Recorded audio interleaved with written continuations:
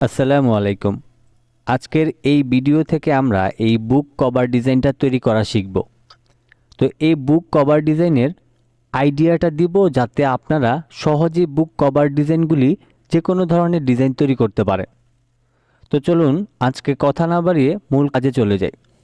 আপনাদের যে কাজটা করণীয় সেটা হচ্ছে চ্যানেলটিকে সাবস্ক্রাইব করে পাশে থাকা জাস্ট বেল আইকনটি অন করে দিবেন এবং ভিডিওটি যদি ভালো লাগে এবং বুঝতে পারেন তাহলে অবশ্যই লাইক দিয়ে অবশ্যই আপনার মতামত জানাতে পারেন। তো চলুন আমাদের মূল কাজটি শুরু করি। আমরা এই ডিজাইনটাকে আমাদের এখানে রেখে দিলাম। প্রথমে আমি এখান থেকে রেক্ট্যাঙ্গেল টুলে যাব। যাওয়ার পর আমি এখান থেকে এইটার মেজারমেন্ট অনুযায়ী আমি একটা আর্টবোর্ড নিয়ে নিলাম এবং এখানে একটা কথা বলে রাখি, এই যে আমি আর্টবোর্ডটা নিলাম এইগুলি বিশেষ করে বুক কভার ডিজাইনের লেটার সাইজের হয়ে থাকে অথবা A4 সাইজের হয়ে থাকে। তো আপনি যে সাইজের করতে চান সেই সাইজটা সিলেক্ট করে নিলেই হবে। আমি টিউটোরিয়াল পারপাস জাস্ট এখান থেকে রেক্ট্যাঙ্গেল টুলের মাধ্যমে নিয়ে নিয়েছি। আপনি অবশ্যই মেজারমেন্টটা জেনে তারপরে দিয়ে দিবেন। এবার এই শেপটাকে আমাদের বোঝানোর জন্য আসলে আমরা ইফেক্ট থেকে স্টাইলাইজ দেন ড্রপ শ্যাডোর মাধ্যমে একটা শ্যাডো দিয়ে দিব যাতে আপনাদেরকে সহজে বোঝাতে পারে। এবং এখানে যে শ্যাডোটা ব্যবহার করি আমরা, এই শ্যাডোটা আমাদের জাস্ট সৌন্দর্য ব্যবহারের জন্য। আপনি যখন একটা ডিজাইন তৈরি করবেন তখন আপনাকে এই ধরনের শ্যাডো দেওয়ার প্রয়োজন পড়বে না, জাস্ট আমরা প্রিভিউটা ভালো দেখার জন্য এটা করে থাকি।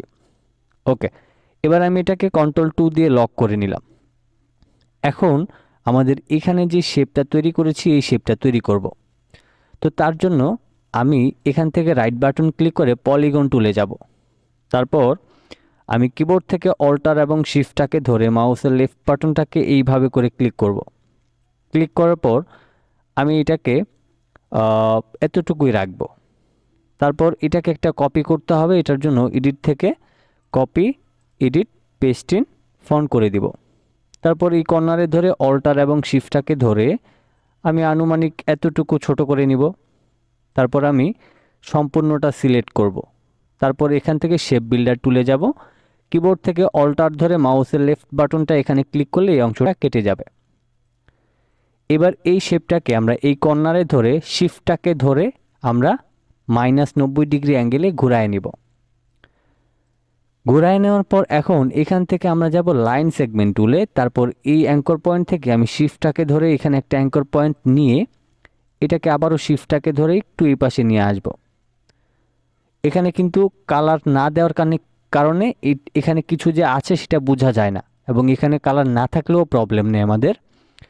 তারপর এখান থেকে আমরা আবারও লাইন সেগমেন্ট টুলে যাব এবং এই অ্যাঙ্কর পয়েন্ট থেকে আমি শিফটটাকে ধরে এইভাবে করে একটা লাইন নিয়ে এটাকে একটু নিচের দিকে নামায় নেব।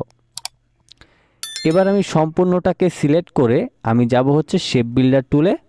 কিবোর্ড থেকে অল্টার ধরে মাউসের লেফট বাটনটাকে ক্লিক করে এটাকে মাইনাস করে নিলাম। এবার এখানে যে লাইনগুলি দেখা যায় এগুলিকে জাস্ট সিলেক্ট করে ডিলিট করে দিবেন, তাইলে আমাদের কাজ হয়ে যাবে। এখন আমি একটু জুম করে আমি ডিরেক্ট সিলেকশন টুলের মাধ্যমে এই দুইটা কর্নারকে সিলেক্ট করে নিয়ে প্রয়োজন অনুযায়ী আমি এটাকে একটু বড় করে নিব। এবার আমি এটাকে এই কালার দিয়ে দিব। তারপর এখানে যে আমাদের শেপটা রয়েছে এই শেপটাকে আমি এইভাবে করে এই কর্নারটাকে এইখানে নিয়ে বসাই দেব। একদম 100% আমাদের বসাইতে হবে। আমি এটাকে ধরেন এবার এই কালারটা দিয়ে দিলাম। এখন আমরা কোথায় কোন কালারটা ব্যবহার করেছি সেটা আমরা একটু দেখে নিই। যেমন এই যে লাইট কালারটা রয়েছে এটা বাহিরের দিকে আমরা ব্যবহার করেছি। যেমন এই কালারটার মধ্যে আমাদের এই কালার থাকবে এবং এই কালারের মধ্যে হচ্ছে এই কালারটা থাকবে। তারপরে এখান থেকে ধরেন আপনি এটাকে সিলেক্ট করে আপনি এইভাবে করে সিলেক্ট করে এটাকে এইভাবে করে উপরে তুলে নিয়ে মিলাই দিবেন। এখন এই অংশটা করণীয় কি? এই অংশটা করণীয় আছে অবশ্যই। আমরা Ctrl+Y প্রেস করি আগে। Ctrl+Y প্রেস করার পর দেখেন এই অংশটা কিন্তু আমাদের মিলে নেই, তো এটাকে মিলাইতে হবে। মিলানোর জন্য আমি এটাকে এইভাবে করে টেনে এখানে নিয়ে মিলাই দিলাম। তারপর আবারও Ctrl+Y প্রেস করব। এখন হচ্ছে আমরা এখান থেকে লাইন সেগমেন্ট তুলে যাব এবং এই অ্যাঙ্কর পয়েন্ট থেকে শিফটটাকে ধরে এইভাবে একটা লাইন নিয়ে নেব। তারপর এইভাবে সিলেক্ট করে আমি আবারও শেপ বিল্ডার টুলে যাব। কিবোর্ড থেকে অল্টার ধরে মাউসের লেফট বাটনটাকে ক্লিক করে কেটে নিলাম। এবার এই অ্যাঙ্কর পয়েন্টটাকে এইভাবে করে টেনে কিবোর্ড থেকে ডিলিট। তো আমাদের এখানে প্রথম যে শেপটা সেটা তৈরি হয়ে গিয়েছে। এবার আমরা এখান থেকে একটা কাজ করব, সেটা হচ্ছে যে এই শেপটাকে আমরা সরাসরি এই পর্যন্ত এনে মিলাই নেব। ঠিক এইভাবে করে আমরা মিলাই নেব। তো আমরা একটু জুম করে নিই, জুম করে আমরা এটাকে আরও নিচের দিকে অ্যালাইনটা করে নিলাম। এবার হচ্ছে আমরা এখান থেকে পলিগন টুলে যাব, তারপর এখান থেকে ফাঁকা জায়গায় ক্লিক করে এখানে 3 করে দিয়ে আমি ওকে করব। তাইলে এইরকম একটা ট্রায়াঙ্গেল শেপ হবে। আমি এখানে এই কালারটা দিয়ে দিব, তারপর এটাকে আমি এইভাবে করে রোটেট করব। তো এখানে হচ্ছে আমরা এখন যেই কাজটা করব, এই যে কর্নারটা রয়েছে এই কর্নারটা সরাসরি এই কর্নারের সাথে অ্যাডজাস্ট করব। তো তার জন্য আমি এটাকে এইভাবে করে সুন্দর করে এখানটা এনে মিলাই দেব। এখন এখানে যে বাড়তি অংশটা থাকবে সেটাকে নর্মালি আমরা এখানেও রাখতে পারি, অথবা আমরা যেমন এটাকে এখানে রাখলেই মেবি বেটার হয়। তো এখন এই যে বাড়তি অংশটা কিভাবে কাটবো, এটার জন্য আমি ধরেন লাইন সেগমেন্ট টুলে গেলাম, তারপর এই অ্যাঙ্কর পয়েন্ট থেকে শিফটটাকে ধরে এইভাবে করে একটা লাইন নিয়ে এই লাইনটা এবং এটাকে সিলেক্ট করে শেপ বিল্ডার টুলের মাধ্যমে কিবোর্ড থেকে অল্টার ধরে কেটে নিলাম। ওকে, আমাদের এখন মেইন যে কাজটা সেটা হয়ে গেল। এখন এখান থেকে এই দুইটা শেপকে সিলেক্ট করে এটাকে আমি এইভাবে করে নিয়ে এসে এটাকে আমি এইভাবে করে রোটেট করে নিব। রোটেট করে নিয়ে আমি এটাকে এই কর্নারটায় বসাই দেব। ওকে, তো এখন আমাদের বুক কভারের মেইন যে ডিজাইনটা সেটা কিন্তু হয়ে গেল। এখন আমাদেরকে কি করতে হবে, আমাদের এখানে যে লেখালেখিগুলি আছে সেগুলি লিখতে হবে। তো বুক কভার ডিজাইনের আমি তো এখানে বুক কভার লিখেছি, এখানে বিশেষ করে বইয়ের নামটা লেখা থাকে, সেটা বাংলায় হইতে পারে, ইংলিশে হইতে পারে, উর্দুতে হইতে পারে।